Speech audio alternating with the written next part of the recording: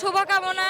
আমরা প্রত্যাশা রাখি যে বিগত দিনগুলোতে যে রাজনৈতিক দলগুলো যে ক্ষমতার অপব্যবহার বা আপনার দুর্নীতি যে চলমান ধারাটা বজায় রেখেছে, সেটা হয়তো এই ছাত্র জনতার বিপ্লবের মাধ্যমে ছাত্র রাজনীতির একটা প্ল্যাটফর্ম যে তৈরি হলো, এটা আসলে আমাদের কাছে খুবই আস্থার জায়গা। আমরা প্রত্যাশা রাখি যে এই রাজনৈতিক দলটা, এরা তো একদম একটা রাজনৈতিক প্ল্যাটফর্মই হয়ে গেল। তো আমরা প্রত্যাশা রাখি যে সকল দুর্নীতি এবং অপব্যবহার, মানে ক্ষমতার অপব্যবহারকে ইনশাল্লাহ এই ছাত্র জনতাই রুখে দিবে।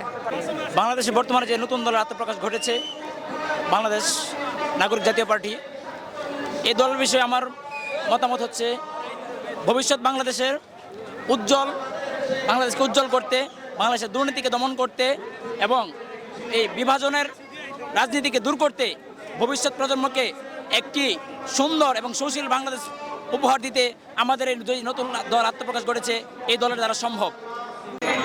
আসসালামু আলাইকুম আঙ্কেল। আসসালামু আলাইকুম। ভালো আছেন? আছি বলি। ছাত্রদের যে নতুন দল বাংলাদেশে আবির্ভাব করলো, এ ব্যাপারে আপনারা প্রবীণ প্রজন্মরা কি চিন্তা করছেন, কিভাবে দেখছেন এই বিষয়? না, আমরা তো স্বাগত জানাচ্ছি নতুন দলকে। যে আমাদের দেশে সবাই চায় যে একটা নতুন রাজনৈতিক একটা দল হোক, নতুন কিছু হোক। সবাই তো জন্মের পর থেকে আমরা শুধু দুটি দলই দেখে এসেছি, দুটি দলই কিন্তু পরিবার কেন্দ্রিক। তো আমরা সবাই দেশের মানুষ যারা সাধারণ জনগণ আছি, আমরা চাই যে এই পরিবারতন্ত্র থেকে বেরিয়ে নতুন কিছু দেখতে, নতুন কিছু করতে।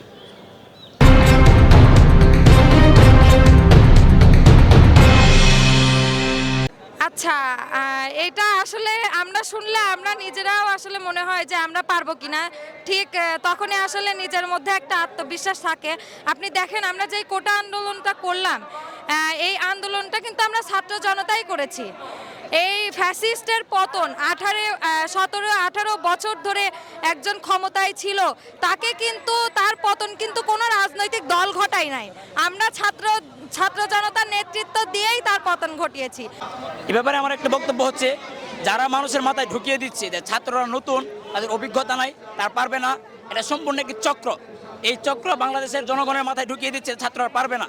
এই ছাত্রদের হাত ধরেই 5ই আগস্টে বাংলাদেশে প্রতি বিপ্লব ঘটেছে, সকল অন্যায়ের অবসান ঘটেছে এবং ফ্যাসিস্ট সরকার আওয়ামী লীগের পতন হয়েছে। গত 17 বছর বাংলাদেশের কোনো রাজনৈতিক দল, বৃহৎ কোনো দল এই আওয়ামী সরকারের পতন ঘটাতে পারে নাই।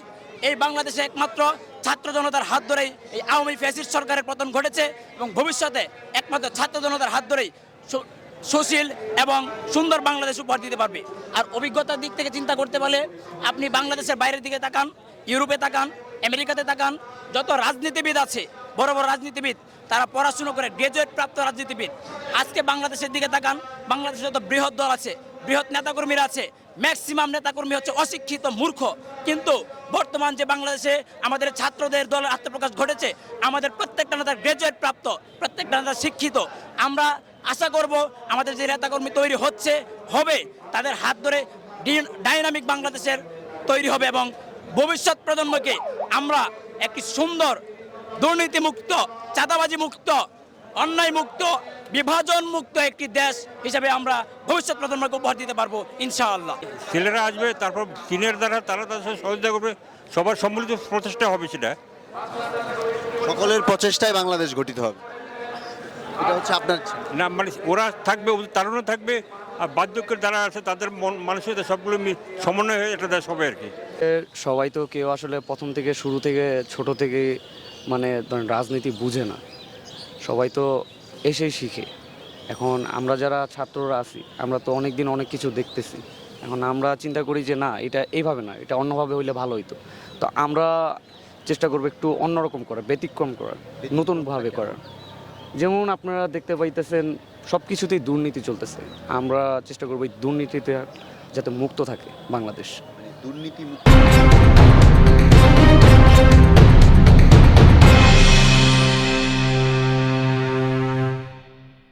তো ইতিমধ্যেই নস্যাৎ করার জন্য কিছু কুচক্রী মহল অনেক পায়তারা করছে, কিন্তু আসলে যেই রাজনৈতিক দলটা হলো, আমরা আস্থা রাখি যে এই দলটা আমাদের 24-এর এই বিপ্লবটাকে সারা জীবন আর কি ধারণ করে যাবে, যাতে আমাদের পরবর্তী প্রজন্মটাও আসলে জানতে পারে যে আমাদের এই 24-এর বিপ্লবটা ঠিক কেমন ছিল।